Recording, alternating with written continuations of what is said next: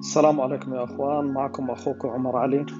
أنا من فترة بسيطة أنشأت قناة على اليوتيوب عشان نعمل أبلود عليها للفيديوز اللي بناخدهم وقت السباقات أو تجمعات السيارات، أو حتى في الورشة للبيلدز أو ريبيلدز لمشاريع السيارات، سواء كانت سباقات أو سيارات بالشارع.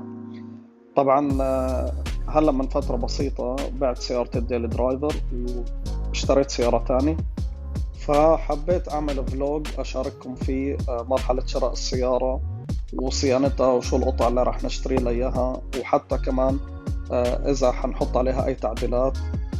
فخليكم معنا، راح نبدأ هلأ.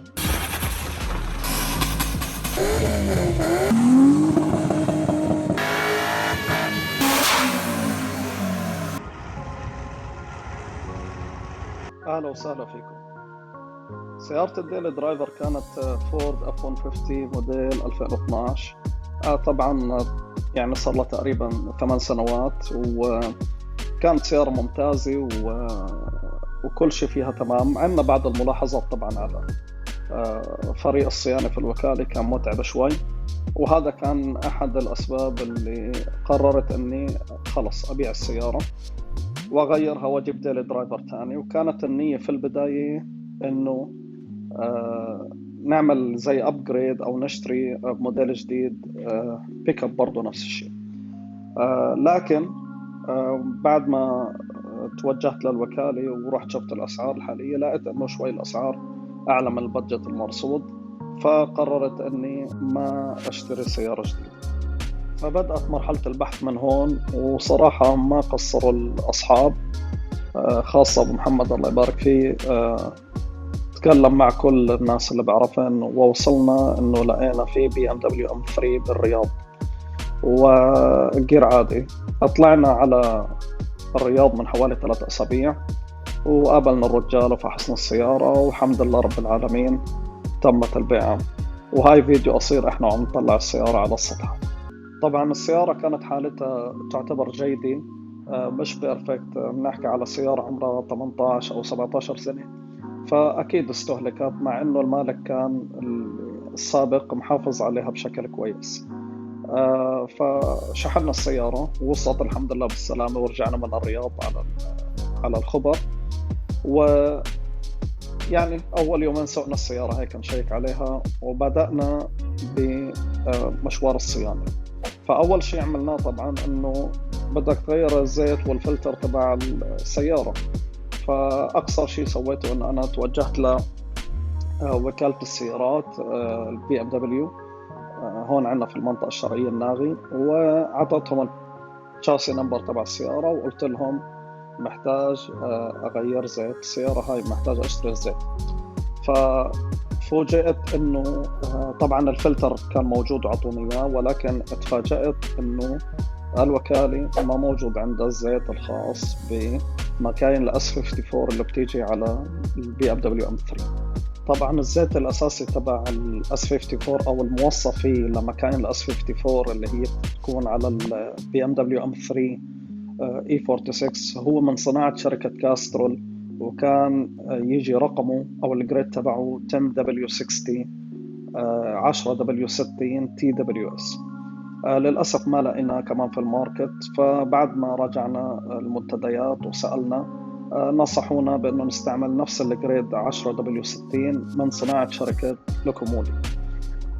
طبعا كمان ما لقينا في اللوكال ماركت، فاضطرينا أنه إحنا نعمل له أوردر تقريبا 5 لتر من أمازون، وطلبنا كمان لتر من نون لأنه ما لقينا علب صغيرة موجودة في أمازون. وقلنا عبال ما توصل الشحنة ليش ما نستغل الوقت. فودينا السيارة على محل أوتو شابو للتلميع. كلموني شركة التلميع وخبروني أخيرا أنه السيارة جاهزة للاستلام. أنا بنتظر أبو محمد هلأ، إن شاء الله بمر علي ومنروح إن شاء الله نستلم السيارة من محل التلميع. وصل أبو محمد أخيرا وصل أبو محمد، وإحنا هلأ متجهين على محل التلميع، فالله يستر. يلا يا باقر، ليتس جو. جاهز ابو محمد؟ جاهزين يا ابو علي. جاهز نروح نستلم السيارة. جاهزين، وقفت على طول هلا. يعني بتقول هلا شوف التلميع هل صار فعلا مضبوط ولا لا؟ نعم نعم، ببين من انسيابية الهواء، ببين من اعتقد السيارة يمكن اسرع هلا دون صارت، فورس تبع، شوف وضعك كيف صار. كل شيء افضل. ايه باذن الله تعالى، ربك ييسر. قصة تلميع.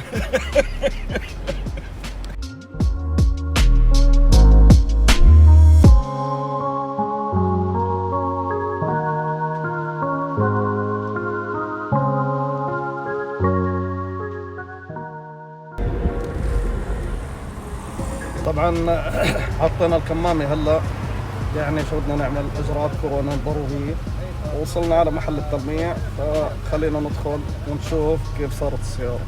جاهز؟ ايه يلا هيا في دوار الله يرضى عليك هسه. الله.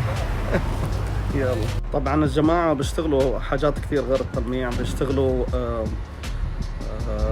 تنجيد، بحطوا حماية، بيعملوا حماية باللون المطفي، بسووا دهان قابل للإزالة، بيعملوا حاجات كثير بتخص السيارات. اللي بده شغل احترافي يجي يزورهم، وهن حيورجوا له برودكتس، وفي اشياء كثير رح تعجبه. كل واحد يعني مدمن سيارات، هذا المحل لازم يعطيه زيارة. هلا داخلين نشوف الحبيب. بسم الله ما شاء الله، الكلام باين ما شاء الله تبارك.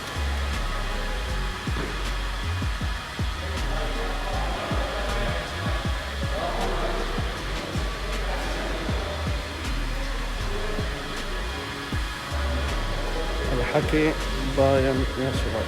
طبعا السيارة الادهان، تعرف السيارة قديمة موديل 2003، فالادهان مش شرط يكون يعني بالبست كواليتي اللي موجودة عنده، لكن التلميع بفرق.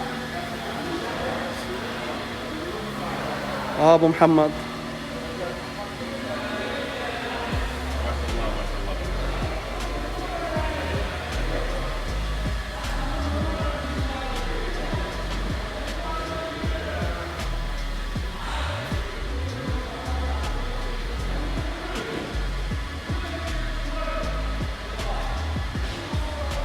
نفسي يوصلوا لنا ستيكر يا جماعة.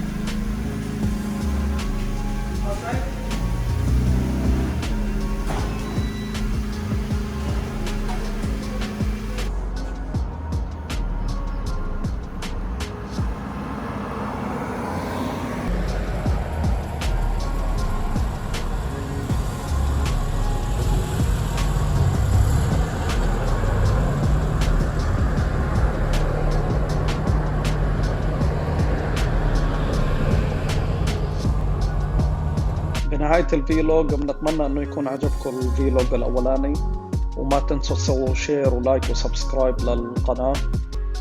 طبعا راح يكون في عنا فيلوج تاني ان شاء الله الاسبوع الجاي بعد ما نستلم الزيت، وراح تكونوا معنا لما نرد السيارة على الورشة ونبدأ عملية الصيانة، وراح نشير لبعض الاشياء المتعطلة بالسيارة وكيف راح نغيرها.